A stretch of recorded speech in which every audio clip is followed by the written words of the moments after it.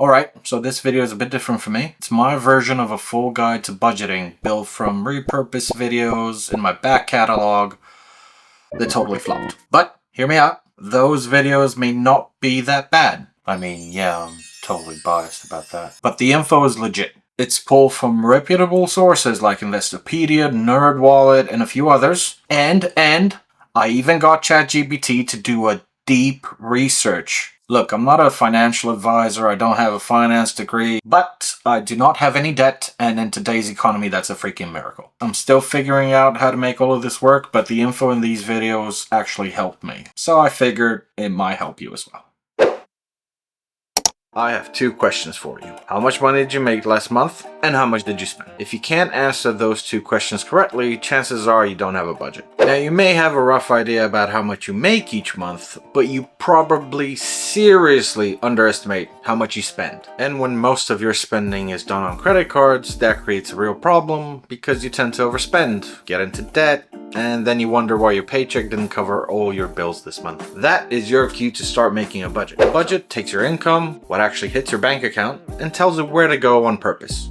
It's not about restriction, it's about direction. Instead of guessing where your money goes, you decide where it should go before you spend it. That's all it is. I'm going to give you in a bit more detail 5 key reasons to have a budget. So you understand it's not meant to hurt you or control you. It actually helps you a lot. You're actively hurting yourself financially if you don't even have the most basic budget scribbled on some piece of paper somewhere. First, it helps you reach long-term goals. Whether it's buying a house, retiring early, traveling the world, starting a business, going back to school, or just building a sense of financial security. A budget shows you the path and helps you stay on it. It also gives you a rough timeline because you can see how much you need, how much you're saving, and how long it takes to get there. Second, it keeps you from overspending. Especially with credit cards, it's easy to spend money you don't really have because it's so effortless. A swipe here, a tap there, subscribe to this, order that. When it comes to credit card spending, most people know their limit and the minimum they have to pay back each month, but not how much they're actually spending. Be honest, most of the time you don't look at your spending until the statement shows up or your card gets declined. And maybe not even then, because most of the time we have another credit card and we'll use that one. Your budget brings those invisible charges into focus. It forces you to see the full picture, not just the minimum payment. And when you know your spending limit in advance, you're way less likely to rack up debt and interest or regret.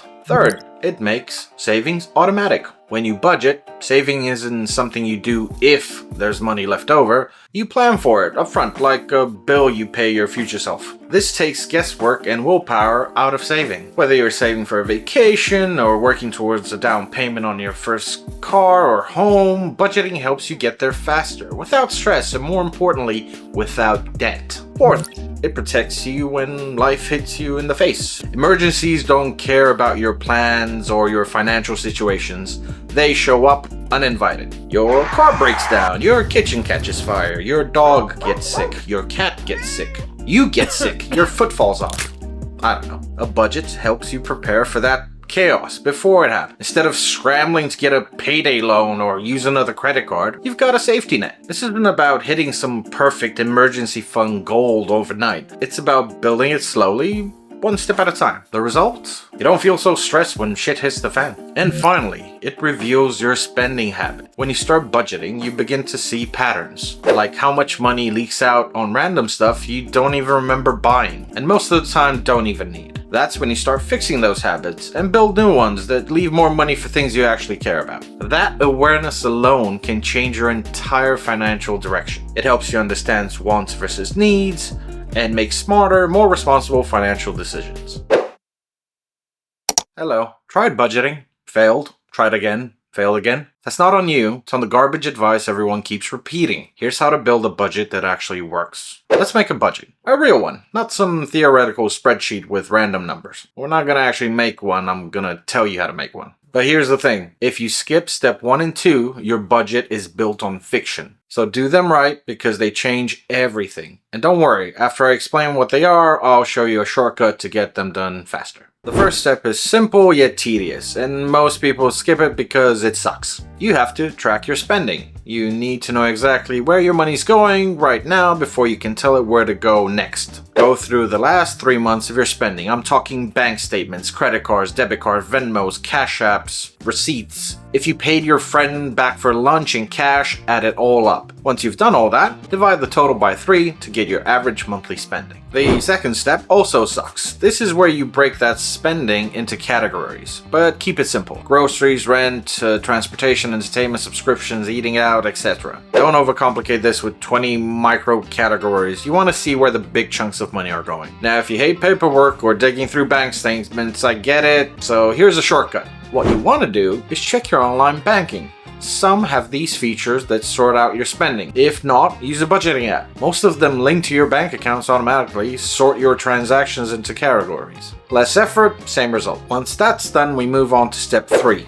Separate your spending into needs and wants. Rent is a need, premium Spotify is not. Gas to go to work is a need. Take out 5 nights a week, it's not. This isn't about judgment, it's about awareness. This helps you see how much of your money is tied up into things you could actually cut off if you had to. You will not die if you have to listen to some ads for a few seconds or go grocery shopping on your way home from work. Oh, and please be honest about this, because if you cheat and try to justify stuff here, you're only hurting yourself. Once you've tracked your spending and figure out where your money's going, the next step is to look at your income. And I don't just mean your paycheck. Add up everything that hits your bank account in a month. Your job, side gigs, government benefits, child support. If it's money coming in regularly, it goes into the total, because that's what we're going to work with. After all of this, you have the 2 numbers that you need to make a budget that fits your lifestyle. Well, the lifestyle you can afford. There are a few ways to carve out a budget, and no, none of them are one size fits all. The most popular is the 50-30-20 rule, 50% for your needs, 30% for your wants, 20 for savings and debt. If that feels tight, there's the 70-20-10 rule, which gives you more room to spend and still save. There's the zero-based budgeting, where every dollar you earn gets a job, no leftovers. This is perfect if you're a control freak. Or you can use the just pay yourself first method, where savings comes on top of anything else and whatever's left is what you live off of. The point I'm trying to make here is to pick a budget that fits your life, not someone else's spreadsheet fantasy. Once you pick a format, compare your actual spending to your ideal budget. If you're overspending in certain areas, especially wants, that's where you make adjustments. Also, keep this in mind. Housing often eats up more than 30 or even 50% of most people's budget. And that's the bill most people fear the most, because if you lose your home, you lose your safe space. That hits hard, not just financially but psychologically. But also, let's be real, for most people with really bad finances, canceling subscriptions or eating out less isn't enough. If your rent is eating half of your paycheck, or your car payment is destroying your monthly cash flow, or if you can no longer cover your minimum payments on your credit cards, you might need to consider making some big changes. That could mean finding a cheaper place to live, getting roommates, trading in your car for something more affordable, or getting an extra part-time job for a while until you balance your finances. It sucks, but for a lot of people, budgeting only starts to work after a few tough sacrifices. It's not fun, it's not easy, but it's real. Finally, make the whole process sustainable. Your budget isn't set in stone. It's not a one-time set it and forget it kind of thing. It's a tool you use and adjust as your life changes. So yeah, if budgeting failed you before, now you know it wasn't your fault.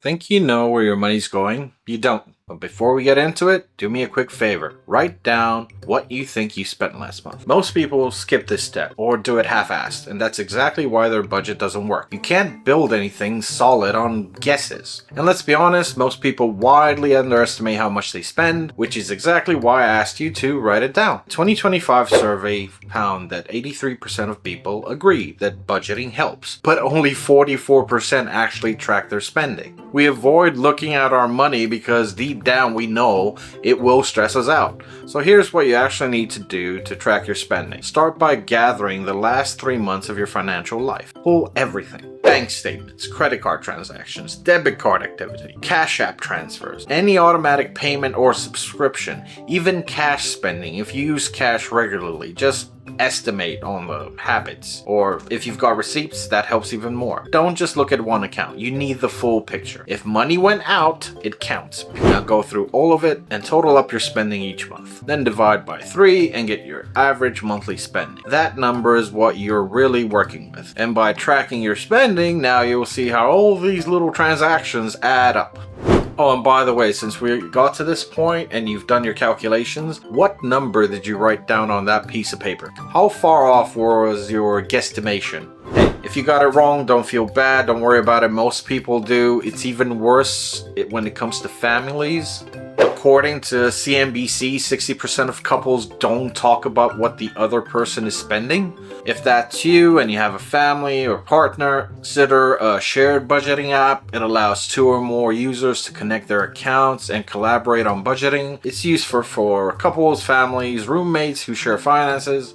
Now, once you got that average monthly spend, sort your spending into categories. Don't go overboard with this, keep it simple and functional. Here's a solid list to start with. You got rent or mortgage, utilities, groceries, gas or transportation, subscriptions, eating out, shopping, entertainment, health, debt payments, and I don't know, other. Most of these honestly will cover most people's lives and expenses. But if your bank account has a decent app, some of this might already be categorized for you. Most banking apps now show monthly spending summaries, so check yours. If it doesn't, no big deal. You just get a budgeting app that can help. They link to your bank accounts, import your transactions, and auto-categorize stuff for you. It's a lot better and faster than doing it manually, and let's be honest, none of us probably want to do that. Oh, and if you're someone that uses cash on a regular, like actual paper money, you're not off the hook. It's called cash stuffing now, and it's all over TikTok and YouTube. I've actually seen some of these.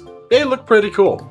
But whether you're stuffing envelopes or tapping your phone, the key is the same. Track every dollar. Don't even need to have a full plan yet. You just need a bit of awareness. Budgeting doesn't start with control, it starts with observation. You're not trying to be perfect, you're just trying to stop guessing. Do you see any patterns? Are you blowing money out of boredom, stress, or convenience? We're all different and have different lives and problems. Some of us have income problems, spending problems. Some of us are drowning in debt or stuck in unpredictable circumstances. Or we have unpredictable income. Or we just use money to cope with the everyday stress in our lives. Tracking your numbers show you which one you're dealing with and where to go from there.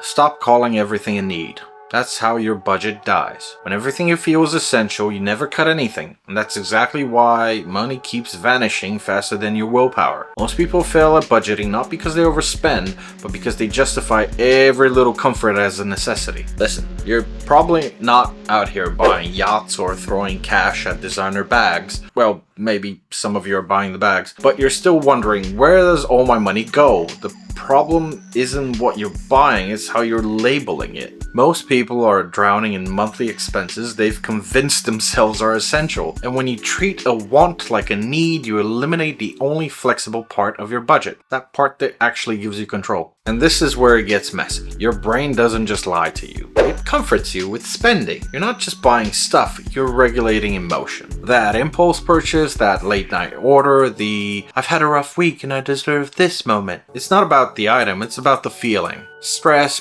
boredom, burnout, and your brain sells it to you as a lie that spending is self-care. But spending hundreds of dollars doesn't fix exhaustion or erase anxiety. It just gives you a dopamine hit and a little financial hangover right after. And the longer you keep spending that way, the more those purchases start to feel essential. But your spending habits aren't solving the root problem, and sometimes people express instant regret after they buy something, which makes the entire action fucking pointless. So, it's time to fix it. Can't separate needs from wants unless you've seen where your money's actually going.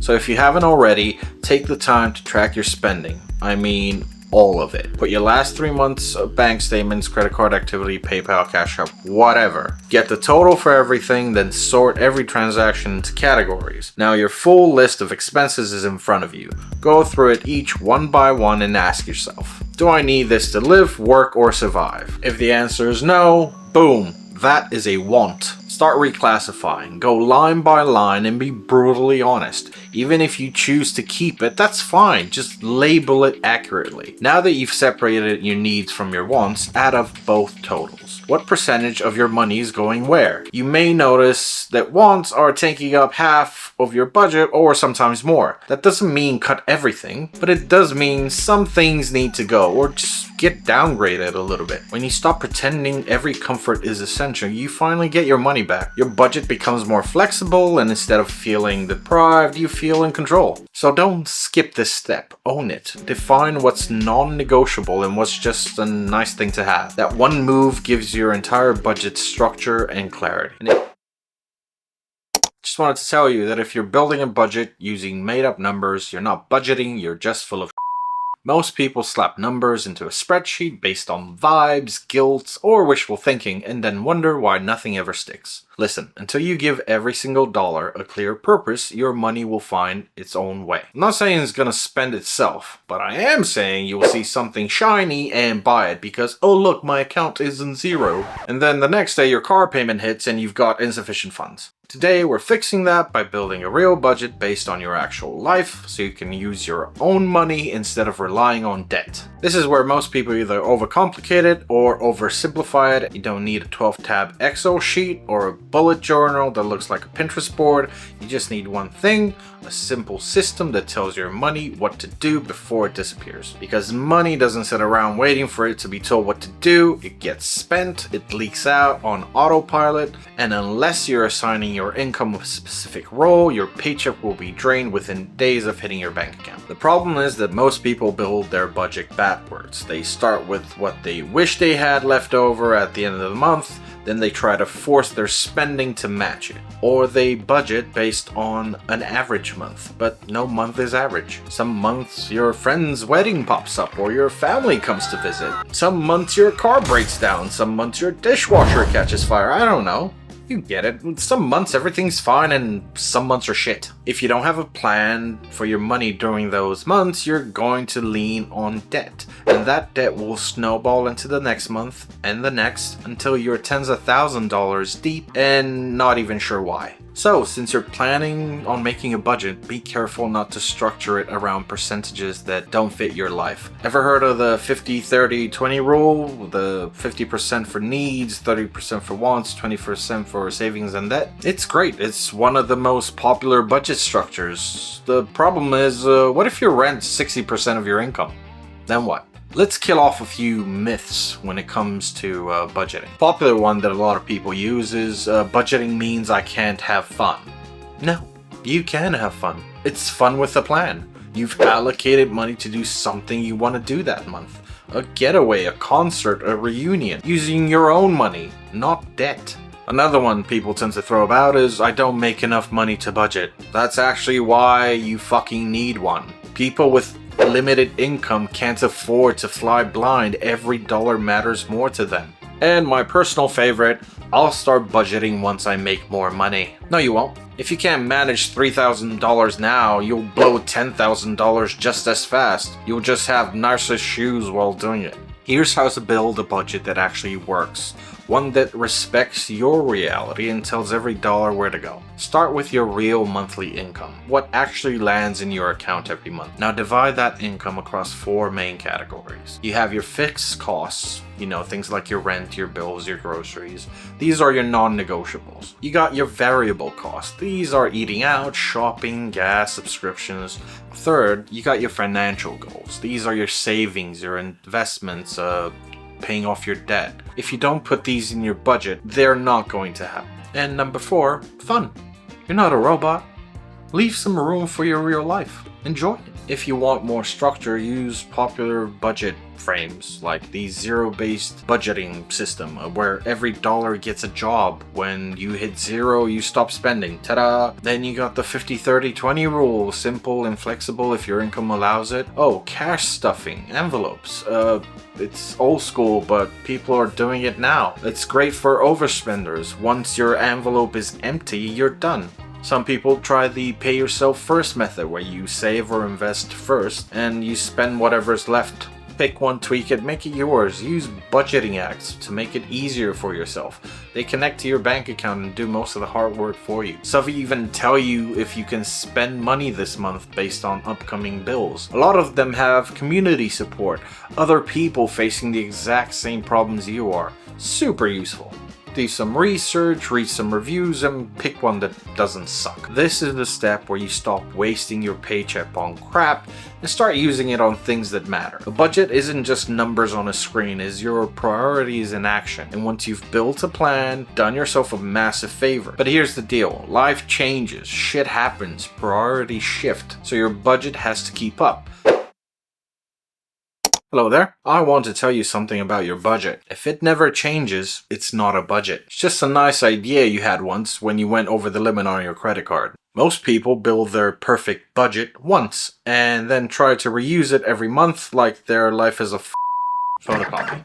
Newsflash, it's not. Life changes, bills increase, your income drops, shit happens. And if your budget doesn't move with it, you'll end up confused, stressed, and probably broke. Let's fix that. Budgeting isn't a one and done thing. It's a month by month damage control. Every new month equals new expenses, new priorities, new problems. Maybe it's a friend's wedding, maybe your dog gets sick, or maybe it's just a damn expensive month like January. You know, a lot of us get paid early in December because of the holidays, and then we don't get paid until late January. That's 4 to 5 weeks of no income right after we blew all our money on food, gifts, and travel. If you don't plan for that dry spell in advance, January is gonna feel like a long financial hangover with interest. Listen, most people fail here because they treat budgets like they're untouchable, like they're locked in. Guess what? The world doesn't give a shit about your spreadsheet. If you copied last month's budget without making necessary tweaks, you may end up short. This isn't bad luck, it's just bad planning. You knew these things were coming, or maybe some you didn't, but you just didn't adjust for them anyway. Adjusting your budget isn't some 2-hour life coaching session. It's 10 minutes with your banking app and your calendar, and since both are on your phone, you can do that the next time you go to the bathroom. Here's how to fix it. Start fresh every month. Copy your last month's budget if you want, but tweak the hell out of it. Add what's new, delete what's done. Use your calendar, look ahead. What's happening this month? Do I want to travel? Do I have any parties? Are my taxes due? If it's coming up, budget for it. Don't be shocked later when you need to spend a lot of money. Budgeting isn't about getting it perfect. It's about staying in control when life refuses to cooperate. This step, adjusting monthly, is the difference between budgeting like an adult versus budgeting like a child that made a plan once and forgot about it because someone gave him a cookie. Your budget didn't fail. You did. And no, it's not because you're lazy. It's because you keep setting money rules and then breaking them the second life gets inconvenient or you see something shiny. Your budget's not going to protect you if you keep punching holes in it every weekend. So let's fix that. Let's assume you have a budget set up. You've tracked your spending, you separated your needs from your wants, you adjust it every month, that's great. But none of that means shit if you don't stick to it. The plan only works if you follow the plan. And let's be real, following the plan is where most people crash and burn. Not because they don't care, but because they self-sabotage without realizing it. Sticking to a budget is not about perfection, it's about not quitting when you mess up. You will overspend, you will get triggered. But if this happens 8 times in 2 weeks, and suddenly your budget's bleeding out. Most people don't need more willpower, they need a better system because emotion, boredom, stress, FOMO, they're all just waiting to wreck your progress. You've got to build your budget to survive you when you're not at your best.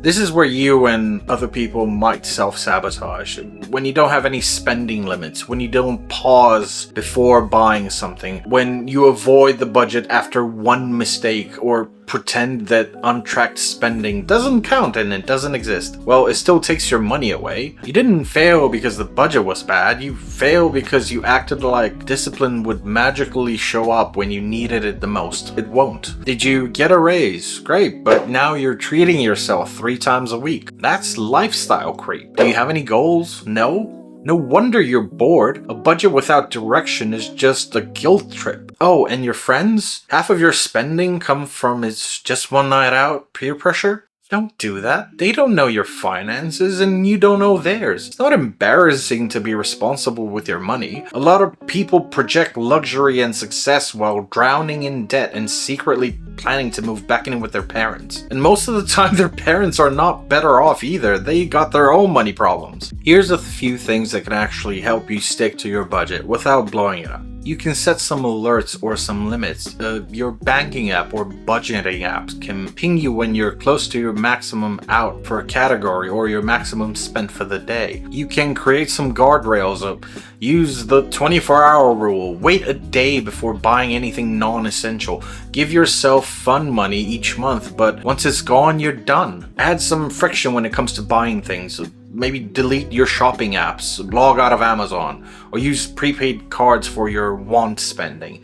Make bad decisions harder to act on. Check in once a week if you have to. 5 minutes, that's all it takes. So look at your app or your finances or spreadsheet or whatever. Where are you at? What needs adjusting? What can you learn? Have you spent too much yet? Plan ahead if you know you're prone to self-sabotage. And the most important one is that if you mess up, don't quit. Once you have a budget that works for you, it's not about being perfect. It's about being real with yourself. If your budget only works when life is calm, it's not a budget, it's just fantasy. Real life is messy, so build a budget that can take a hit and keep going. Don't give up whenever you make a little mistake. Nobody's perfect. Nobody, no matter what they say. You stick to it, you adjust, you fuck up. Big deal. Come back. That's how you win. You change bad habits with good ones and it will get easier as time goes by. If your budget doesn't lead somewhere, what's the point? Most people budget to survive the month. That's it. Cover the bills, maybe save a bit, hope for the best. And sure, that's better than nothing, but if your budget isn't actively pushing you towards something bigger, then congrats, you've built a hamster wheel. You're running in circles until you drop dead. Let's fix that. So now what? You zoom out a bit, because your budget isn't the goal, it's the tool. And in this step, we connect that tool to the actual life you want. Most people don't fail with money because they're bad at math. They fail because they're aimless. No goal, no target, no reason to care past the next payday. And yeah, I know, it's about the journey, not the destination, but you know what makes the journey better? Actually reaching the destination you planned for. Most people don't set goals and they regret it later when they're older, sicker, and can't do the things they could have done before. That's when your desire to slow down kicks in, and guess what? Your bank account says no. You need goals with numbers, deadlines, milestones. You need direction. And no, you don't need 5 goals at once. Just pick one and start there. What you want to do is get clear on what you want. Do you want to pay off $15,000 of credit card debt? Build a $10,000 emergency fund? Save on a down payment? Take a time off from work for 2 years? You pick one, you put it on paper, and you own it. Once you have a number, your budget stops being random. It becomes a strategy. You got your plan. That's why you set the budget up in the first place, to move the needle towards the things you want to accomplish, not just to pay your bills. Make sure you got the category for your goals. Make it non-negotiable. Automate it. If you want, you can also track your progress visually. Print it out. Chart it. Make it real. If you can see it, you'll fight harder to reach it. And like I mentioned before, you gotta prioritize. You can't chase 3 big goals at once. It's not easy. It makes it a lot harder for yourself, even if you're not alone and you got a partner. You or both of you are just gonna get frustrated and quit. Focus on one major goal at a time, the others can wait. And if the plan isn't working out as expected, just course correct a little bit. If you fall behind, that's fine, adjust the timeline, not the goal. The worst thing you can do is give up entirely just because things slow down a little bit. Budget has a destination, everything else makes sense. You track so you know what's real, you separate needs from wants so you stop lying to yourself, you build the plan, you adjust it, you stick with it, and now you use it to build a future you actually give a shit about. Because surviving the month isn't enough. Make your budget work for something bigger. That's how you build a life, not just pay bills. And if you want to build the best life possible for yourself and your family, watch this next video and learn more about money.